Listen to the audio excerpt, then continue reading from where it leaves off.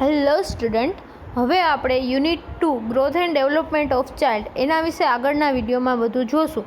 Growth and ડેવલપમેન્ટવાળા યુનિટમાં ચાઇલ્ડનું કન્સેપ્શનથી લઈ જ્યારથી પ્રેગ્નન્સી રહી હોય ત્યાં સુધી એ એડલ્ટ થાય ત્યાં સુધી કયા કયા ચેન્જીસ જોવા મળે, કેવા ચેન્જીસ જોવા મળે, બોડી ઓર્ગન્સની અંદર, સ્કિનની અંદર, હાઇટ, વેટ, કઈ રીતના ચેન્જીસ જોવા મળે એ બધું જોશું.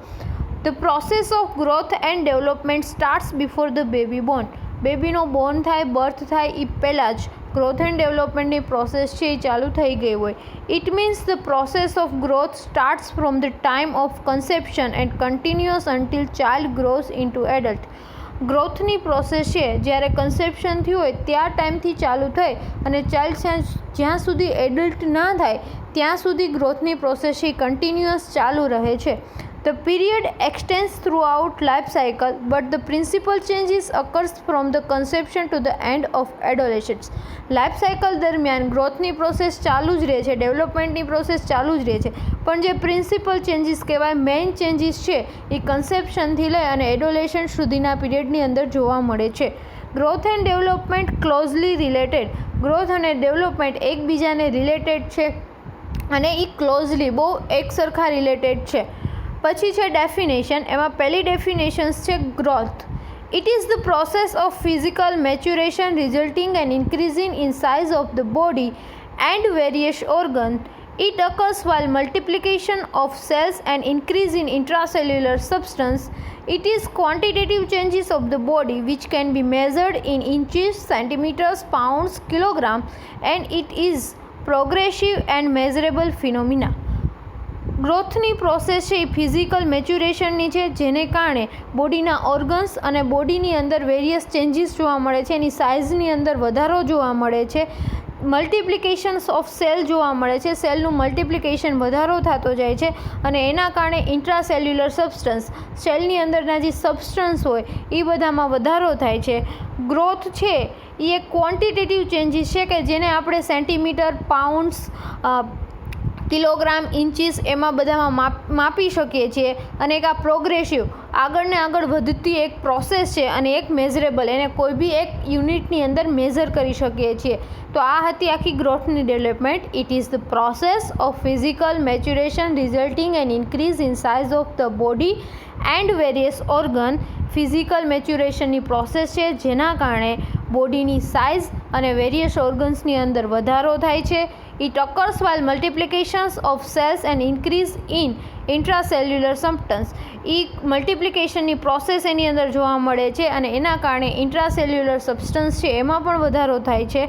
It is a quantitative changes of the body which can be measured in inches, centimeter, pounds અને બોડીની અંદર ક્વોન્ટિટેટિવ માપી શકાય એવા ચેન્જીસ જોવા મળે છે અને જેને આપણે ઇંચીસ, સેન્ટીમીટર, પાઉન્ડ્સ અથવા કિલોગ્રામમાં માપી શકીએ છીએ. It is a progressive and measurable phenomena. આગળ વધતી એક કન્ટિન્યુઅસ પ્રોસેસ છે અને એની સાથે સાથે મેઝરેબલ ફિનોમિના, એટલે કે આપણે એને માપી શકીએ છીએ કે કેટલો ગ્રોથ થયો. હાઇટ વધી તો એનો ગ્રોથ થયો કહેવાય. 4 સેન્ટીમીટરમાંથી હાઇટ છે એ 10 સેન્ટીમીટર થઈ તો એ આપણે માપી શક્યા, તો એ એક ગ્રોથ છે, મેઝરેબલ ફિનોમિના છે. નેક્સ્ટ છે development. It is the process of functional and physiological maturation of the individual. It is a progressive increase in skill and capacity to function. It is related to maturation and myelination of the reserve nerve system. It includes psychological, emotional and social changes. It is qualitative aspect of maturation and difficult to measure. Development છે એ functional અને psychological જે આપણી skills છે એમાં મેચ્યુરેશન જોવા મળે છે. ઇન્ડિવિજ્યુઅલનું function અને એના સાયકોલોજીકલ, ફિઝિયોલોજીકલ જે મેચ્યુરેશન જોવા મળે છે. એક progressive increase in skill and capacity two function. કોઈ પણ કામ કરવા માટેની જે સ્કિલ છે એની કેપેસિટી છે એ આગળ વધતી જાય છે. એના કારણે નર્વસ સિસ્ટમનું મેચ્યુરેશન જોવા મળે છે અને નર્વસ સિસ્ટમનું માઇલિનેશન, એટલે કે નર્વસ સિસ્ટમ આગળ વધતી જાય છે, એનું મલ્ટિપ્લિકેશન જોવા મળે છે. It include psychological, emotional and social changes. ડેવલપમેન્ટના કારણે કોઈ બી એક ઇન્ડિવિજ્યુઅલ, કોઈ બી ચાઇલ્ડની અંદર સાયકોલોજીકલ, ઇમોશનલ અને સોશિયલ ચેન્જીસ આવા જોવા મળે છે. એ ક્વોલિટેટિવ છે અને એને આપણે મેઝર કરી શકતા નથી. એને આપણે ખાલી જોઈ શકીએ છીએ કે આનું ડેવલપમેન્ટ થયું, એને મેઝર્સ કરવું ડિફિકલ્ટ છે. થર્ડ છે મેચ્યુરેશન. It is an increase in competence and change in behavior and ability to function at a higher level depending upon the genetic inheritance. મેચ્યુરેશન એને કહેવાય કે એની કેપેસિટીમાં, એની ધારણામાં, એની ક્ષમતામાં વધારો થાય, એના કારણે એનું બિહેવિયર ચેન્જીસ જોવા મળે, ફંક્શન કરવાની એબિલિટી વધી જાય અને એ હાયર લેવલનું ફંક્શન કરવા માંડે. ચાઇલ્ડ હોય તો એ નાનું હોય કાંઈ કામ ના કરી શકતો હોય, જેમ જેમ એનું ડેવલપમેન્ટ થાય એને ખબર પડવા માંડે કે આ વસ્તુ આવી રીતના કરવાની, એનું બ્રેઇનનું ડેવલપમેન્ટ થાય, ત્યાર પછી એમાં મેચ્યુરેશન આવે અને એ કામ કરવાની શક્તિ, કેપેબિલિટી, ક્ષમતા બધું વધી જાય છે. નેક્સ્ટ ટોપિક છે stages of growth and development. Growth અને ડેવલપમેન્ટના અલગ અલગ સ્ટેજીસ છે કે બેબી જ્યારે કન્સેપ્શન થયું હોય ત્યાંથી લઈને એડલ્ટ સુધી કઈ એજને કયા સ્ટેજીસમાં ડિવાઈડ કરવામાં આવી છે અને એ અકોર્ડિંગ એમાં ચેન્જીસ જોવા મળે છે. Stages of growth and development can be studies as a intrauterine life or prenatal period and extrauterine life or postnatal period. Growth and ડેવલપમેન્ટના મેઇનલી બે પાર્ટ પડે છે. પ્રીનેટલ પીરિયડ એટલે કે બેબીનો બર્થ થયા એ પહેલાંનો પીરિયડ એટલે કે પ્રેગ્નન્સીનો પીરિયડ. ઇન્ટ્રાયુટ્રાઇન લાઈફ, યુટ્રસની અંદરનો લાઈફ, એમાં બેબીનો ગ્રોથ કઈ રીતના થાય છે. અને બીજો પાર્ટ છે એક્સ્ટ્રા યુટ્રાઇન લાઈફ એટલે કે યુટ્રસની બહારની લાઈફ એટલે કે બેબી બોર્ન થઈ ગયા પછી એના સ્ટેજીસ ક્યાં ક્યાં જોવા મળે છે. પોસ્ટનેટલ પીરિયડ કહેવાય જેને. પહેલું છે પ્રીનેટલ પીરિયડ. પ્રીનેટલ પીરિયડની અંદર first stage ઓવમ 0 to 14 days after conception.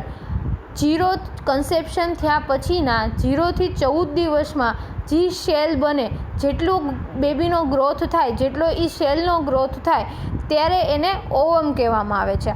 પછીનું સેકન્ડ સ્ટેજ છે એમ્બ્રિયો. 14 days to 8 weeks. 14 દિવસથી લઈ 8 વીક એટલે 8 વીક એટલે 2 મહિના. 8 વીક સુધી, 2 મહિના સુધીનું જે બેબી હોય એને એમ્બ્રિયો કહેવામાં આવે છે. અને થર્ડ ફિટસ 8 વીક ટુ બર્થ. 8 વીકથી લઈ અને બર્થ થાય ત્યાં સુધી એને ફિટસ કહેવામાં આવે છે. બીજો છે પોસ્ટનેટલ પીરિયડ. એમાં first stage neonate. From birth to 4 weeks of life. એનો બર્થ થાય, બેબીનો બર્થ થાય ત્યાંથી 4 weeks ઓફ લાઈફ એટલે કે 4 અઠવાડિયા એટલે કે 1 મહિના સુધીનો જે લાઈફ છે એને નિયોનેટ કહેવાય. Infancy from 1 year of life. 1 વર્ષનું થાય એટલે કે 1 મંથથી 1 વર્ષના સમયગાળાને ઇન્ફન્સી સ્ટેજ કહેવામાં આવે. થર્ડ છે ટોડલર. 1 year to 3 year of life. 1 yearથી 3 વર્ષ, 1 થી 3 વર્ષનો જે ગાળો છે એને ટોડલર સ્ટેજમાં આવે છે. Preschool child, early childhood જેને કહેવાય, એ 3 to 6 year of life. School going child, middle childhood, 6 year to 10 year of life in girls. ગર્લ્સની અંદર 6 થી 10 વર્ષની ઉંમર છે એને school going child, school going એજમાં જોવા મળે છે. બોયઝની અંદર 6 થી 12 વર્ષની ઉંમર છે એને સ્કૂલ ગોઈંગ તરીકે સ્ટેજમાં લેવામાં આવે છે. એડોલેશન્ટ ફ્રોમ પ્યુબર્ટી ટુ એડલ્ટહુડ એટલે કે એની પ્યુબર્ટી, મેચ્યુરેશન, પ્યુબર્ટી મેન્સ્ટ્રુઅલ સાયકલ ચાલુ થાય, પ્યુબર્ટી આવે ત્યાંથી લઈ અને એડલ્ટહુડ સુધીનો જે સમયગાળો છે એને એડોલેશન્ટ કહેવામાં આવે છે. એના પણ અલગ સબ ટાઈપ છે. એમાં ફર્સ્ટ છે પ્રી પ્યુબિશન્ટ, અર્લી એડોલેશન્ટ અથવા late childhood, 10 year to 12 years in girls અને 12 years to 14 years in boys. Pubescent, middle adolescent, એને 12 year to 14 year in girls, 14 year to 16 year in boys એટલે કે 12 વર્ષથી 14 વર્ષની ગર્લ્સ હોય એને પ્યુબસન્ટ પીરિયડમાં લેવામાં આવે છે. 14 થી 16 વર્ષનો બોયઝ હોય એને પ્યુબસન્ટ એજમાં લેવામાં આવે છે. પોસ્ટ પ્યુબસન્ટ એટલે કે late adolescent, 14 to 18 years in girls, 16 to 20 years in boys. 14 થી 18 વર્ષની ઉંમર છે ગર્લ્સની અંદર એને પોસ્ટ પ્યુબસન્ટ સ્ટેજમાં લેવામાં આવે અને 16 થી 20 વર્ષનો બોય હોય એને પોસ્ટ પ્યુબસન્ટ એજમાં લેવામાં આવે, લેટ એડોલેશન્ટમાં આવે. તો આ હતી ગ્રોથ, ડેવલપમેન્ટ અને મેચ્યુરેશનની ડેફિનેશન પ્લસ સ્ટેજીસ કે ગ્રોથ અને ડેવલપમેન્ટ જોઈએ ત્યારે એના કયા સ્ટેજીસ ચાઇલ્ડની અંદર જોવા મળે છે, સ્ટેજીસ વાઇઝ કેટલા યરમાં કયા સ્ટેજીસ જોવા મળે છે એ આવ્યું. નેક્સ્ટ આપણે જોશું કે ગ્રોથ અને ડેવલપમેન્ટ માટે કયા ફેક્ટર અફેક્ટ કરે છે, કયા ફેક્ટર છે એ ગ્રોથ અને ડેવલપમેન્ટમાં અફેક્ટ કરે કે જેના કારણે ગ્રોથ એન્ડ ડેવલપમેન્ટ સારું થાય અથવા તો ખરાબ થાય, એ આપણે નેક્સ્ટ વિડીયોમાં જોશું.